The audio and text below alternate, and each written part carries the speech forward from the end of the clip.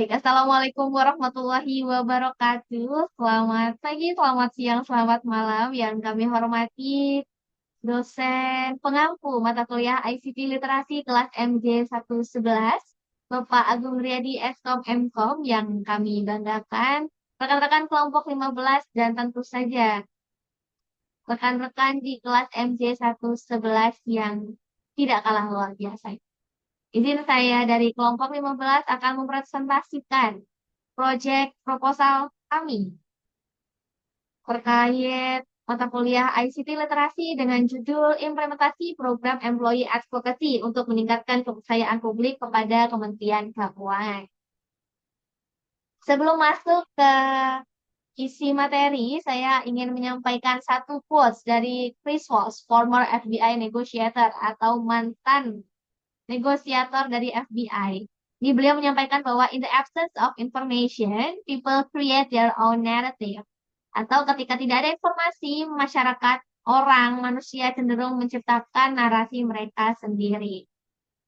Kita lanjut dulu. Di sini ada tim kami. Di sini ada saya sendiri, Dilan Anissa, lalu ada Kak Adia Samardau, ada Kak Rosita Nurhayati, ada Kak Karisma Citra, ada Kak Dia, ada Kak Matin, dan ada Kak Agnes Olivia. Sebenarnya kami ada satu anggota lagi, tapi beliau mengundurkan diri di semester ini. Selanjutnya, sebelum masuk, kita ada 5 pembahasan, ada latar belakang, tinjauan pustaka, metode, output, dan target, serta jadwal kegiatan. Kita langsung masuk ke latar belakang. Tadi membicarakan sedikit terkait quotes-nya Bapak Chris Voss ya, bahwa ketika tidak ada informasi, manusia cenderung menciptakan narasinya sendiri-sendiri.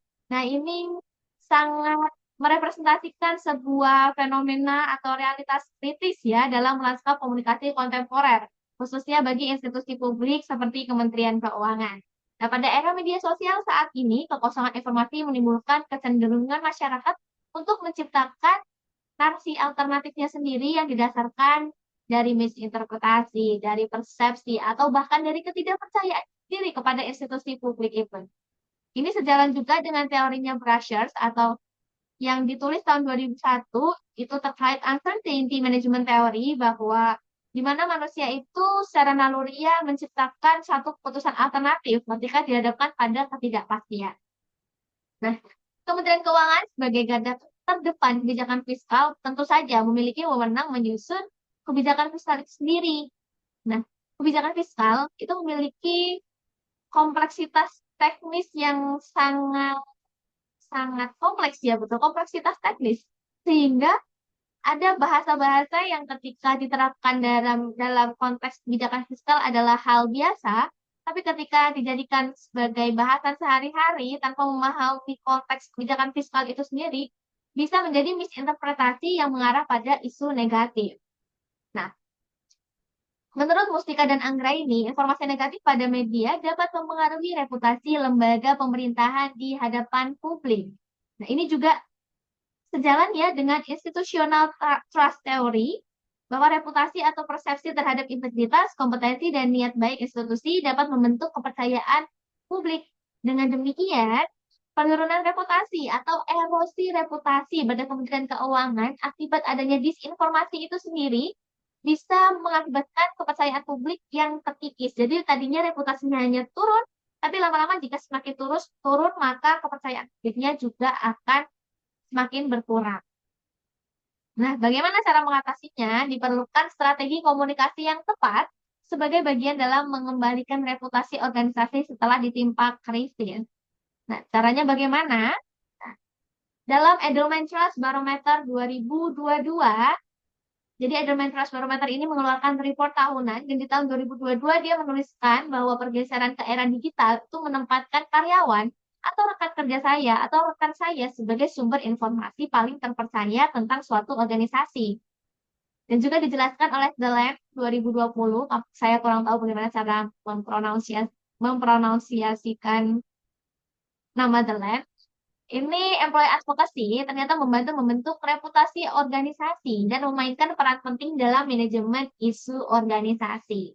Akhirnya, Kementerian Keuangan menerapkan program employee advocacy sejak tahun 2022 dengan harapan supaya pesan organisasi itu dapat tersampaikan kepada masyarakat dan meminimalisasi gangguan yang dapat merusak citra Kementerian Keuangan di masyarakat.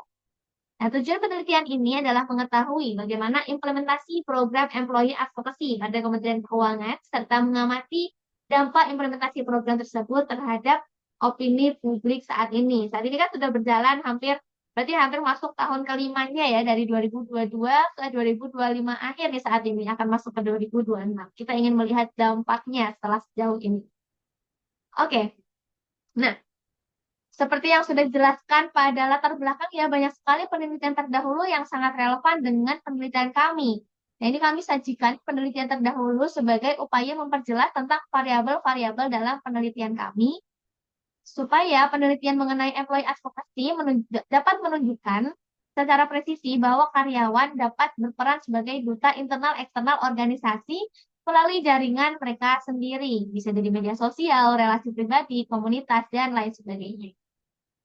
Dan dari apa yang kami temukan, bahwa ternyata literatur di sektor publik itu menunjukkan bahwa keterlibatan karyawan atau employee engagement juga memiliki kaitan erat dengan kepercayaan publik terhadap institusi pemerintahan. Jadi ketika karyawan itu menyampaikan hal positif, publik dapat merasa lebih percaya, lebih merasa aman dengan satu organisasi itu sendiri. Begitu, Kakak.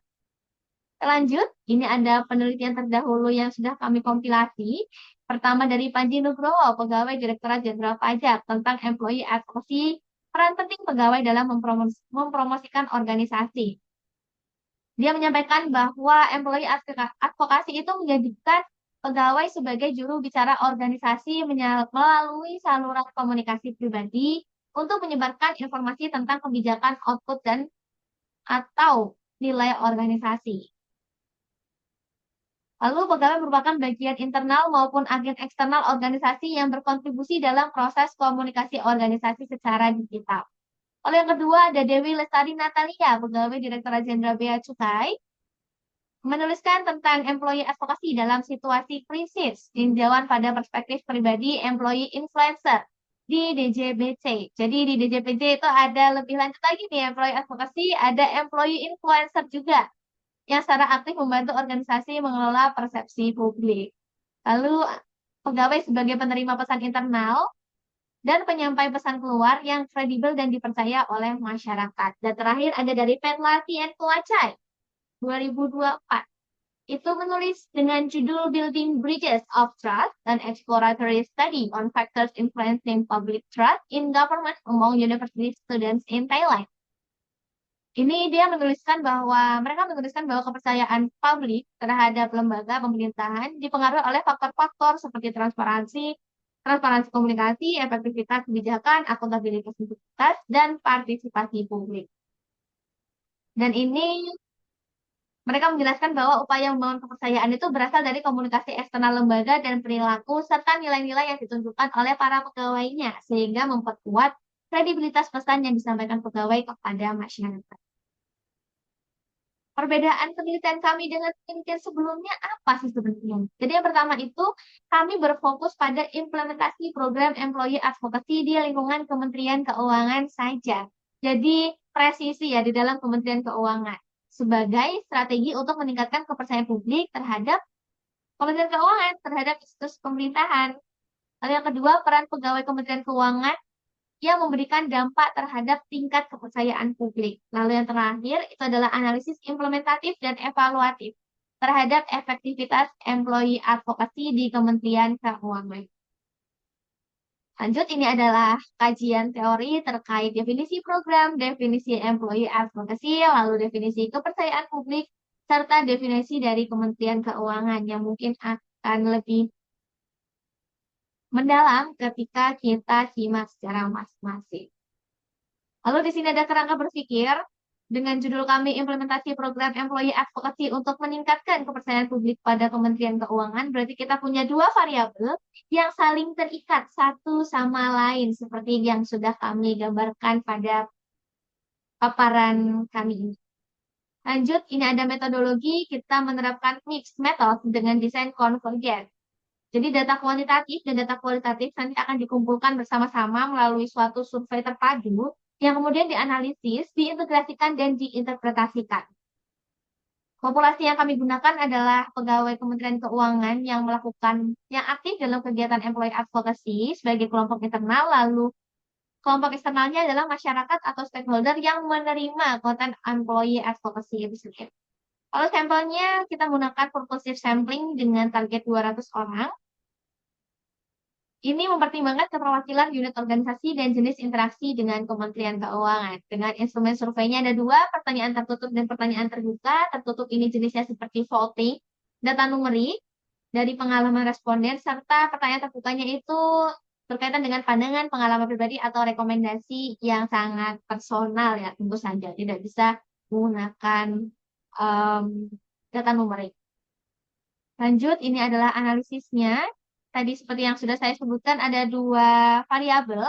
Untuk implementasi employee advocacy sendiri, indikator utamanya adalah pemahaman pesan dan nilai organisasi, keterlibatan dalam penyebaran informasi, dan dukungan organisasi terhadap efektivitas aktivitas employee advocacy. Lalu untuk variabel kepercayaan publik terhadap Kemenq, itu indikator utamanya ada empat. Yang pertama, transparansi informasi, integritas dan kejujuran, konsistensi pesan, dan kompetensi dalam pengelolaan informasi dan layanan. Teknik analisisnya tadi ada kuantitatif dan kualitatif. Untuk kuantitatif nanti ada analisis deskriptif untuk melihat distribusi jawaban. Lalu kita akan lanjut dengan uji validitas dan reliabilitas melalui Cronbach's Alpha. Lalu analisis regresi sederhana. Dan kemudian untuk analisis kualitatifnya kita menggunakan analisis tematik melalui membaca berulang, pengujian, pengelompokan tema, dan interpretasi makna. Dan terakhir kita akan melakukan integrasi hasil analisis antara kuantitatif dan kualitatif. Di sini ada diagram alirnya, mungkin bisa disimak nanti lebih lanjut dari mulai start, identifikasi masalah, sampai dengan laporan akhir tugas proyek. Lalu di sini ada pembagian tugasnya, saya sebagai ketua tim, saya Jilaron Anissa, lalu penyusun survei ada Kak Adi Aksa Mardaub dan Kak Rosita Nur. Sebagai penyusun instrumen survei serta pengujian validitas dan reliabilitas.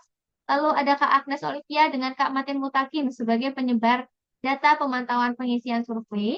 Lalu analis datanya ada Kak Petrus Adrianto Simanjuntak, atau saat ini berarti kami mengalami kekosongan untuk analisis data kuantitatif yang akan kami merumuskan nanti kembali setelah UTS ini. Lalu untuk data kualitatifnya akan dianalisis oleh Kak Citra, dan terakhir untuk integrasi hasil analisis dan interpretasi akan dilakukan oleh Kak Tia Sulistyo Wahyuningsih.